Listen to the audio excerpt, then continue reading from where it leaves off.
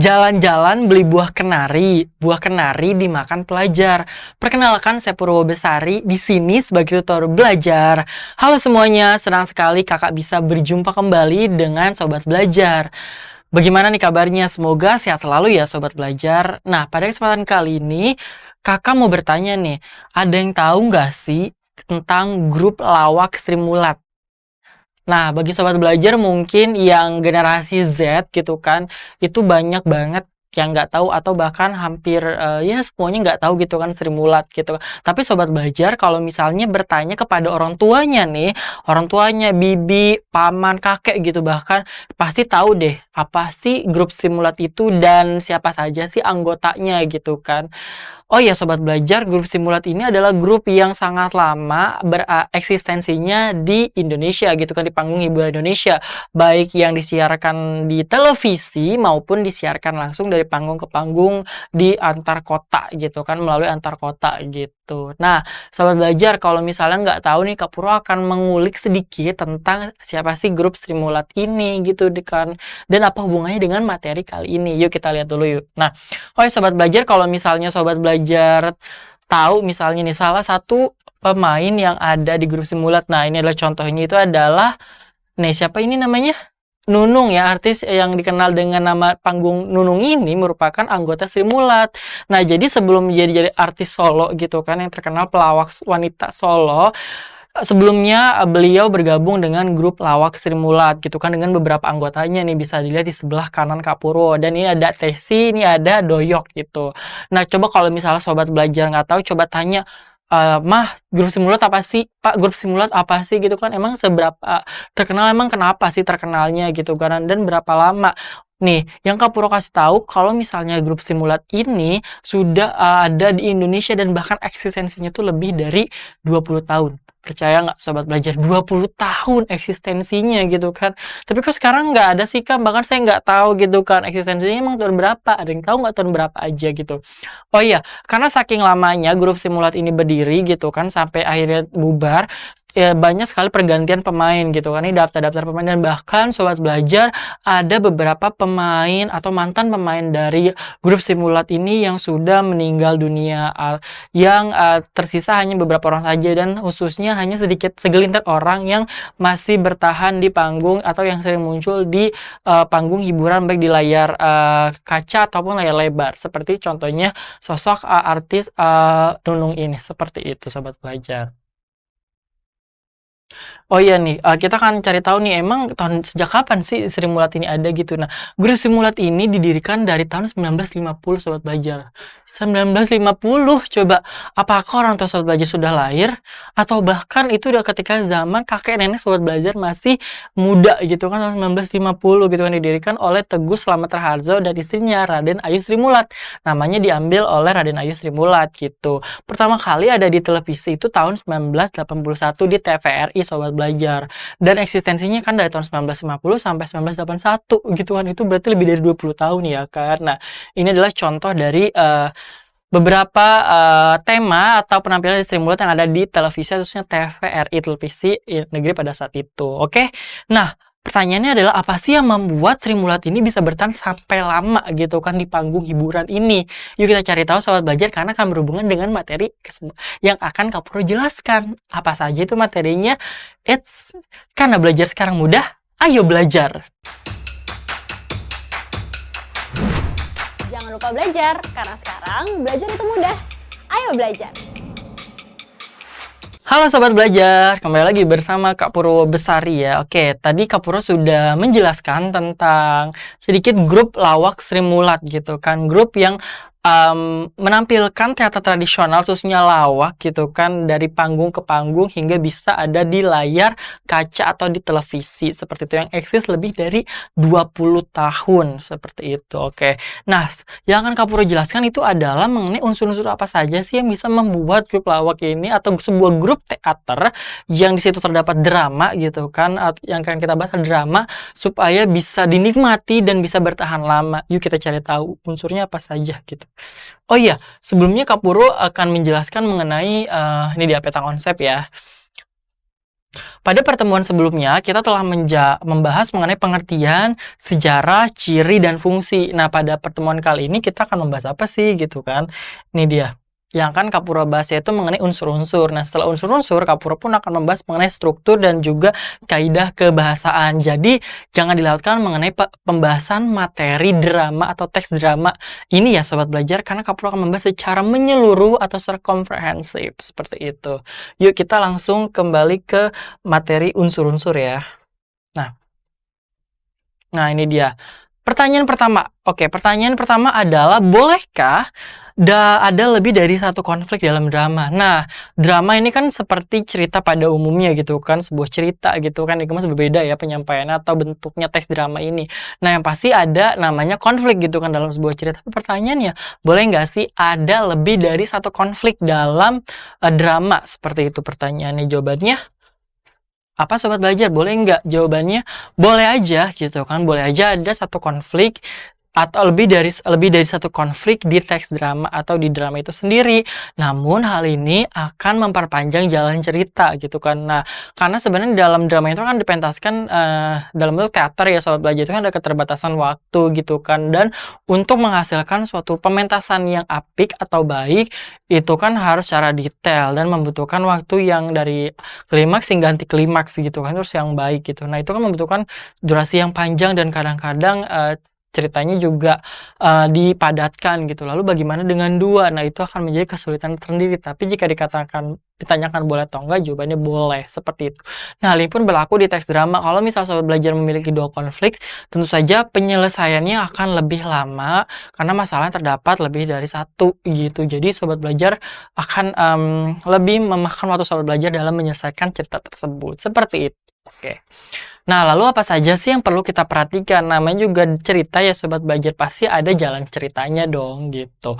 Nah, apa saja sih yang perlu kita perhatikan? Oh iya, berbicara masalah konflik, kalau misalnya di drama yang dibawakan oleh Sri Mulat atau yang ditampilkan secara seperti Sri Mulat, itu konfliknya apa Kak? Nah, di Sri Mulat ini karena dia adalah bentuk teater jenaka atau misalnya lawak, temanya itu beda-beda gitu secara pementasan gitu kan, ada misteri gitu kan, percintaan, pertemanan dan sebagainya, namun dibawakan dengan pembawaan yang lucu atau jenaka. Oke, kembali lagi ke alur.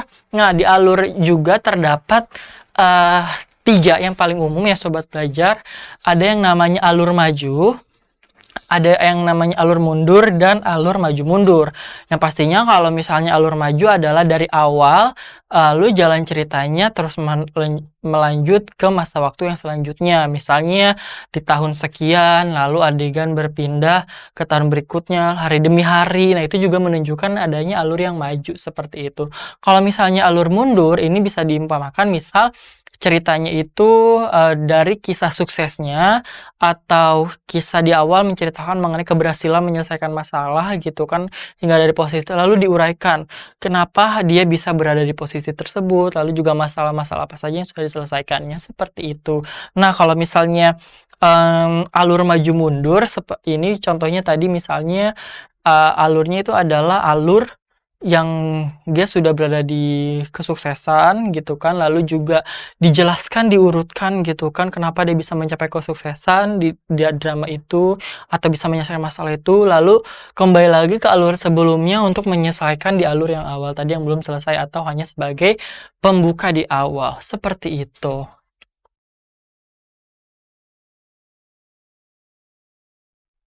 Nah, oke, jadi kita akan tulis dulu ya. Jadi kalau misalnya alur maju itu kisahnya ya dari tahun misalnya 2000 gitu kan, lalu berpindah ke tahun misalnya 2010 gitu. Karena kalau misalnya alurnya mundur, misalnya dari 2010 dia mundur lagi ke tahun 2000, di mana mulai cerita misalnya tentang penggusuran sebuah wilayah gitu kan, drama tentang penggusuran sebuah wilayah. Nah, kalau misalnya alur maju mundur, misalnya tahunnya adalah tahun 2010.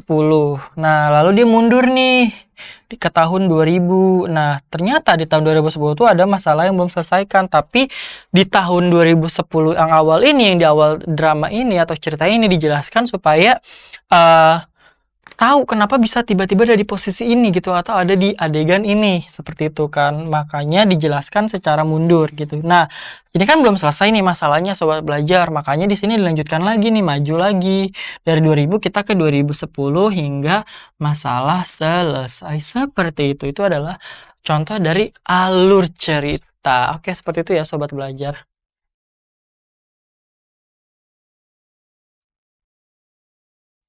Nah, setelah misalnya kita mengetahui alurnya, yang pasti di teks drama ini kan lebih menekankan kepada dialog antar tokoh gitu kan. Nah, antar tokoh nih, berarti kita harus tahu pemainnya. Nah, kita akan membahasnya di bagian tokoh. Nah, sebagaimana yang diketahui sobat belajar, tokoh dalam sebuah cerita itu dibagi menjadi 3 kan. Ada yang baik, ada yang buruk, ada yang di tengah-tengah atau yang mendukung yang baiknya. Nah, sebelumnya sobat belajar harus tahu dulu nih perbedaan antara tokoh dan penokohan atau perwatakan disebutnya ya, atau karakter. Kalau tokoh ini adalah pelakunya atau pemainnya gitu kan, siapa saja pemain yang terlibat di drama tersebut. Seperti misalnya misalnya ini adalah si Pintar, misalnya ini adalah si Pintar ya sobat belajar. Ini ada si Pintar gitu kan. Lalu di sini ada si Baik Hati gitu kan, si Baik Hati. Ini ada si Penyabar misalnya, Penyabar.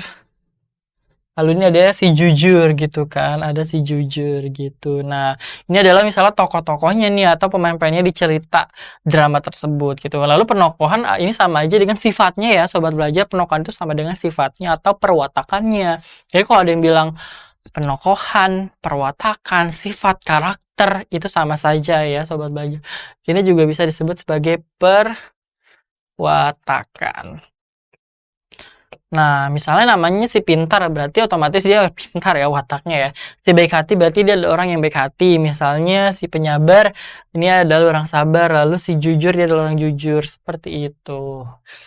Oke, jadi seperti itu. Nah, sobat belajar, untuk misalnya menghadirkan drama yang sesuai dan benar-benar nyata gitu kan, yang bisa mencerminkan bahwa cerita tersebut adalah logis dan dapat diterima gitu kan, menyambung dengan latar ceritanya, maka nama juga disesuaikan.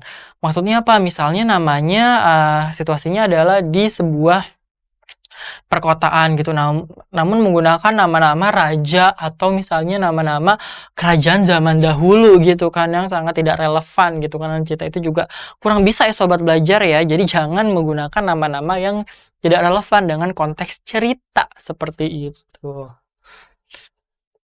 Nah, tokoh dan penokohan ini bisa digambarkan melalui berbagai hal ya sobat belajar, bisa dari dialog antar tokohnya, dari misalnya ekspresi ya kalau dipentaskan gitu kan, dengan dengan misalnya dialog antar tokoh, misalnya si Penyabar menggambarkan si Pintar gitu, itu juga bisa sobat belajar. Lalu bagaimana penggambaran langsung oleh si penulis gitu kan, misalnya si Pintar adalah orang yang suka membaca, rajin belajar dan sebagainya.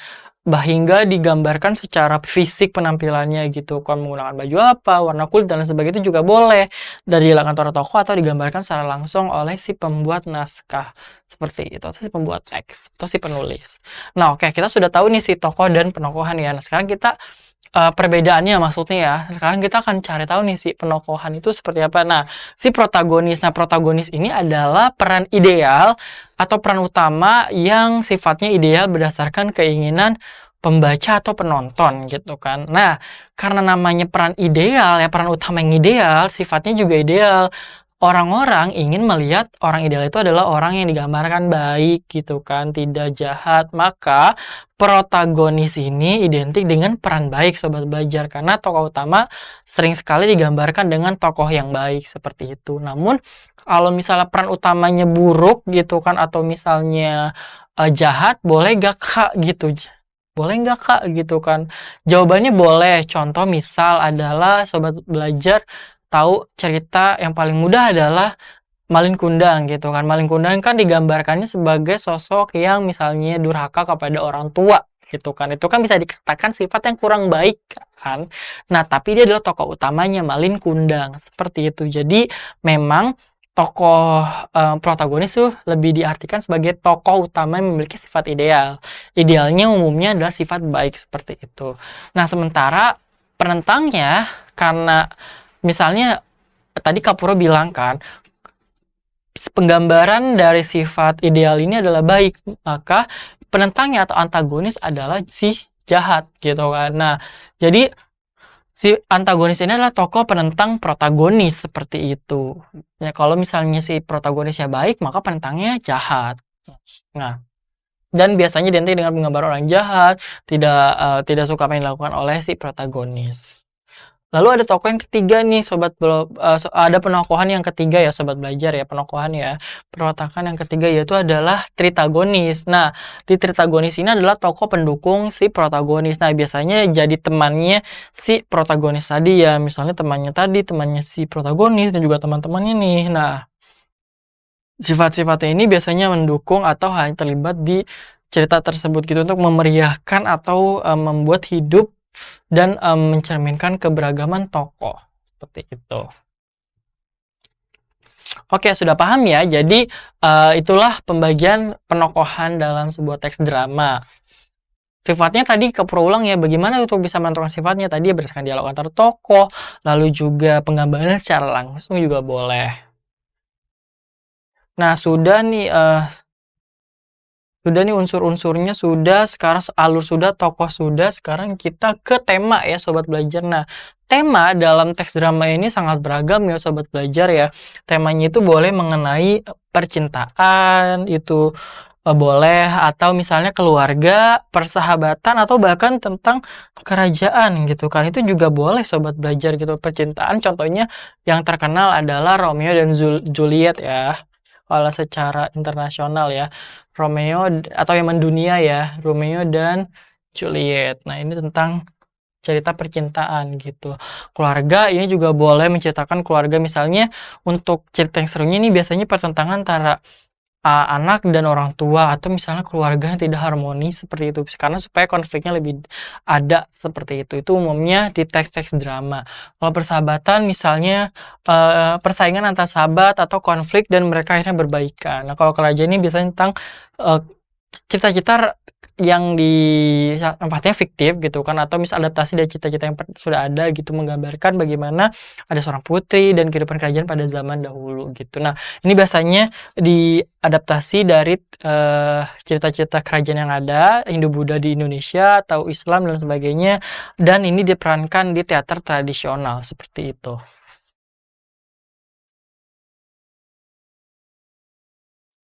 Nah, yang terakhir ini juga tidak kalah penting sobat belajar, itu adalah amanat. Apa sih amanat? Itu pesan moral yang ingin disampaikan oleh si penulis gitu kan. Si penulis teks drama ini ingin menyampaikan gitu kan, apa sih yang bisa dipetik pelajarannya dari teks drama ini ya, seperti itu. Nah, pesan moral ini ada yang secara tersirat gitu kan, secara tersurat. Kalau misalnya tersirat itu secara implisit atau tidak langsung. Tapi kalau misalnya secara tersurat itu adalah pesan yang disampaikan secara langsung gitu kan. Baik misalnya di bagian akhir, di bagian epilog gitu kan, dibacakan, dinarasikan, atau ada satu momen gitu kan, si pemain atau si tokohnya itu menyebutkan pesannya. Itu juga bisa sobat belajar. Nah, kalau misalnya tadi kita memerhatikan mengenai hal-hal yang perlu diperhatikan di teks dramanya, kalau misal sudah ada pentas, ada hal lain sobat belajar yang perlu diperhatikan ketika mementaskan drama tersebut. Apa saja sih yang perlu diperhatikan selain misalnya hal-hal tersebut? Yang pertama adalah dari fisiknya, itu adalah dari tempatnya atau dari panggungnya. Nah, yang pertama diperhatikan adalah mengenai tata lampu gitu kan. Kenapa tata lampu? Karena tata lampu ini akan bisa membuat suasananya, apakah suasana malam, suasananya siang gitu kan, atau misalnya suasananya tempat yang cerah atau yang gelap. Sebenarnya ini penting sekali nih tata lampu sobat belajar. Jadi ini juga akan menghidupkan suasana atau latar suasana di drama tersebut yang dipentaskan. Nah, karena misalnya pentasnya di panggung, sobat belajar otomatis penggambaran tokohnya, selain tokohnya harus bisa memainkan peran gitu kan, bermain teater, perlu juga dibantu dengan namanya tata rias. Nah, tujuannya apa nih tata rias Sobat Belajar? Tujuannya adalah menegaskan ekspresi. Ini contohnya misalnya ini untuk mencerminkan misalnya siluman harimau. Nah,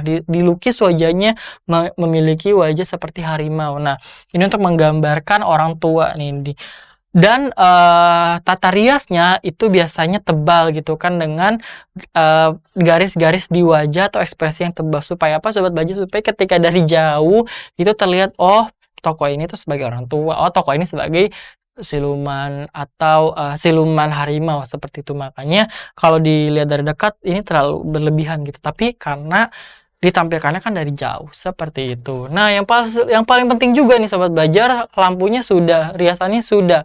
Tapi kalau panggungnya belum ada atau belum siap, itu juga tidak bisa hidup ceritanya. Jadi petata panggung juga sangat penting Sobat Belajar karena menjadi latar sebuah cerita nih. Misalnya ini ceritanya adalah di sebuah ini penangkaran gitu kan, di penangkaran gitu kan, terus ini juga ada dikelilingi oleh makhluk-makhluk buas atau suku-suku pedalaman seperti itu. Lalu yang ini juga nih contohnya adalah di perumahan miskin gitu kan, yang mana ada pemainnya atau orangnya gitu kan, tokohnya itu yang ingin gantung diri. Bisa dilihat dari tali-tali yang ini untuk menggantung diri. Nah, ini adalah contoh dari penggambaran yang dramatis dari latar gitu kan, karena ini adalah tata panggung gitu supaya menjadi lebih hidup ceritanya dan mendukung jalannya cerita atau tema cerita. Jadi sangat penting sekali ya Sobat Belajar untuk membuat ini. Jadi percuma nih ceritanya bagus, tata ada lampunya, ada riasannya, tapi panggungnya datar gitu kan, kayak panggung terdiri podium gitu kan. Nggak ada misalnya pohon-pohon yang mendukung, properti kita menyebutnya ya Sobat Belajar ya. Kita menyebutnya sebagai properti ya. Ini juga sangat penting nih. Ini namanya properti ya. Nah, ini namanya properti. Nah, ini namanya properti ya. Ini nama properti Sobat Belajar. Lalu juga ini properti. Nah, ini juga properti. Nah, ini properti nih. Ini juga sangat penting.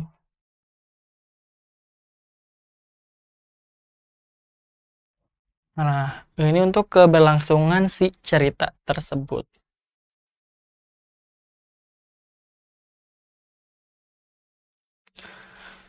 Oke, itu dia Sobat Belajar ya yang perlu diperhatikan ketika kita membuat teks drama. Unsur-unsurnya dari alur ceritanya, kita harus menentukan apakah alurnya maju atau mundur. Tapi sebelumnya tentu saja ide pokoknya apa, itu temanya ya. Temanya ditentukan apakah tema tentang percintaan, persahabatan, keluarga, atau lain sebagainya gitu. Nah, setelah itu kita menentukan alur ceritanya supaya kita tahu nih apa saja adegan-adegannya.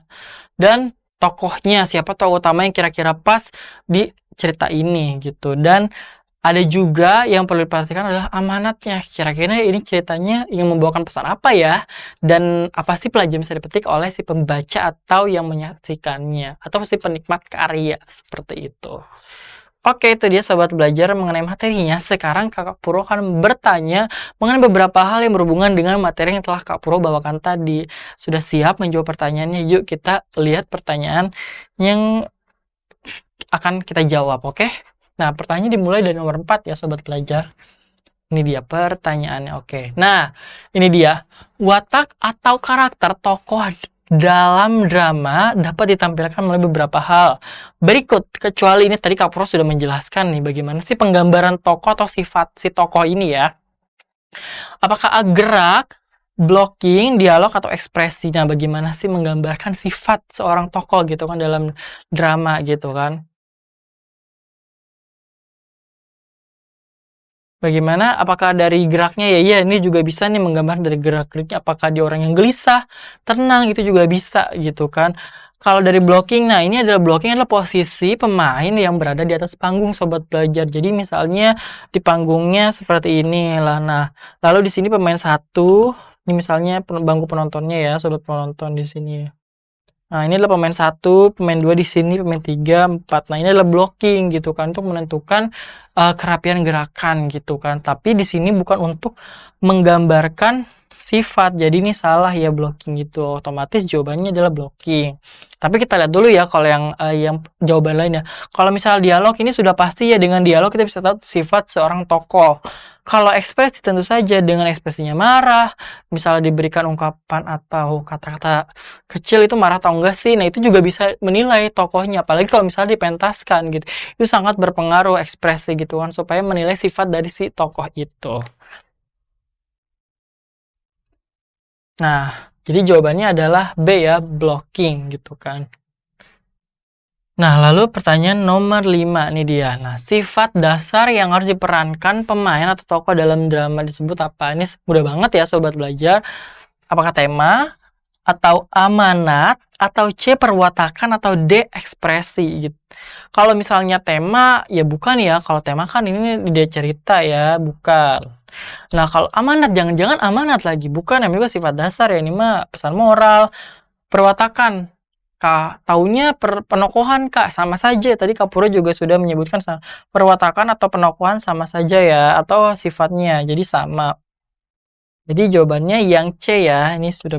Ekspresi ini adalah untuk menilai atau untuk menentukan atau untuk menggambarkan penokohan itu sendiri. Jadi bukan jawabannya. Jadi yang paling tepat adalah yang C, karena sifat dasar. Seperti itu. Jadi jawabannya C ya. Oke, di pertanyaan ke-6 kita akan berpindah ya. Nah, ini dia pertanyaan ke-6 ya sobat belajar. Oke, kita akan baca ya. Tema yang tersirat dari drama Romeo dan Juliet adalah apakah A, keluarga, ataukah B, persahabatan, C, permusuhan, D, percintaan. Nah, ada yang tahu siapa yang membuat drama atau cerita, bukan drama ya. Cerita Romeo dan Juliet adalah Shakespeare ya. Nah, keluarga bukan ya, tentu saja bukan. Persahabatan bukan ya. Permusuhan apalagi bukan ya. Tapi yang benar adalah percintaan. Percintaan tentang pemuda dan pemudi yang mereka sangat jatuh cinta satu sama lain, namun ditakdirkan berpisah karena karena meminum racun gitu kan di ceritanya gitu kan, karena salah sangka. Oke, jadi jawabannya adalah percintaan ya, lebih kepada percintaan. Itu dia jawabannya sobat belajar untuk materi unsur-unsur drama. Mudah kan materinya? Nah, materi lainnya juga akan lebih mudah tuh. Jadi saksikan terus Kak Purwo di live class seperti ini. Oke? Karena belajar sekarang mudah, ayo belajar. Jangan lupa belajar, karena sekarang belajar itu mudah. Ayo belajar.